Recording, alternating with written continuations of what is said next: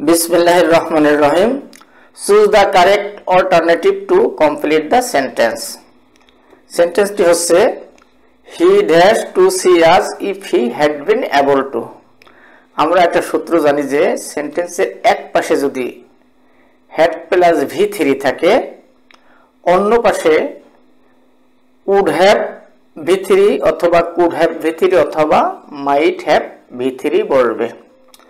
তা আমরা যেহেতু এই সেন্টেন্সটির এখানে had প্লাস v3 আছে অতএব আমরা যদি করতে যাই এখানে would have বা could have বা might have v3 নেই।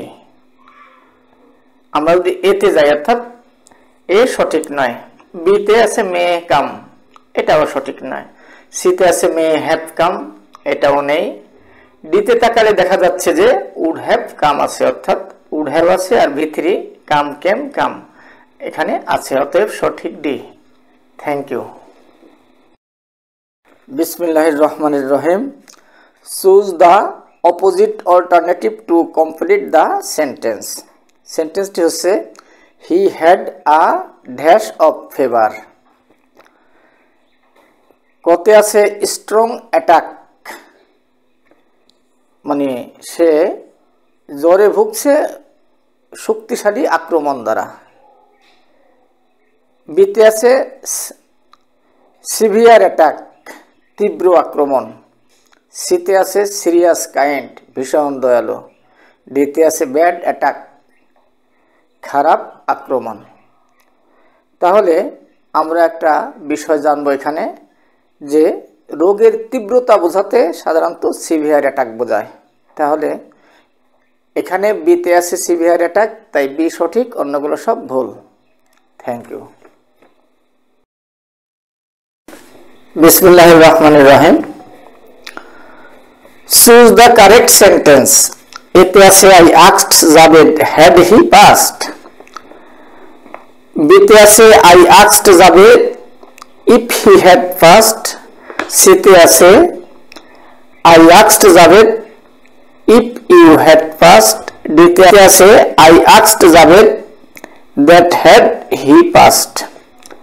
তা এখানে asked মানে হচ্ছে প্রশ্ন করা অর্থাৎ ইন্টারোগেটিভ সেন্টেন্স। ইন্টারোগেটিভ সেন্টেন্সকে ন্যারেশন করতে হলে লিঙ্কার হিসেবে ইফ অথবা হোয়েদার দিতে হয়। এ এবং ডিতে যেহেতু ইফ বা হোয়েদার নেই তাহলে আমরা এই দুটো কেটে দিলাম, এ এবং ডি কেটে দিলাম। এখন সি অথবা বি হতে পারে, কিন্তু সিতে যদি আমরা দেখি I asked Javed if you had passed, আমি জাভেদকে জিজ্ঞেস করলাম তুমি পাস করেছো কিনা, অর্থাৎ এটা ডাইরেক্ট হয়ে গেল।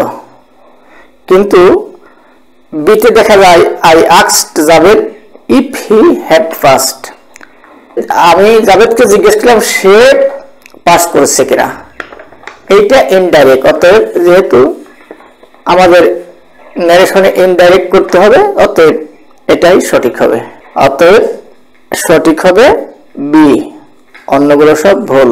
Thank you. Bismillahirrahmanirrahim. Choose the correct sentence. এই নম্বরে আছে a few of the three boys got a prize. a few কিছু সংখ্যক অর্থাৎ এটা হচ্ছে অনির্দিষ্ট ডিটারমাইনার, অপরদিকে the three boys তিনজন বালক নির্দিষ্ট ডিটারমাইনার। একই সেন্টেন্সে একটা অনির্দিষ্ট একটা নির্দিষ্ট ডিটারমাইনার থাকতে পারে না, অর্থাৎ এটা ভুল। আমি এ কেটে দিলাম। আমরা যদি ডিতে যাই all of the three boys got a prize, তিনজনের সবাই একটা প্রাইজ পেয়েছে, তিনজনের তিনটা পেতে পারে একটা তো পেতে পারে না, এটাও ভুল, কেটে দিলাম। সি নম্বরে every of the three boys got a prize, এভরির পরে একটা নিয়ম হচ্ছে এভরির পরে কখনোই অফ বসে না, অতএব এই সেন্টেন্সটাও ভুল, কেটে দিলাম। বি নম্বরে আছে each of the three boys got a prize, তিনজনের প্রত্যেকে একটা প্রাইজ পেয়েছে, এইটা সঠিক হতে পারে কারণ প্রত্যেকে একটা করে প্রাইজ পেয়েছে, অতএব বি সঠিক, অন্যগুলো সব ভুল। Thank you for watching the video.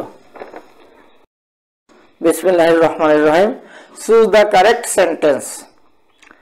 এ নম্বর আছে the man that said that was a fool, বিতে আছে the man who said that was a fool, C নম্বর আছে the man that said that was a fool, ডিতে আছে the man which said that was a full.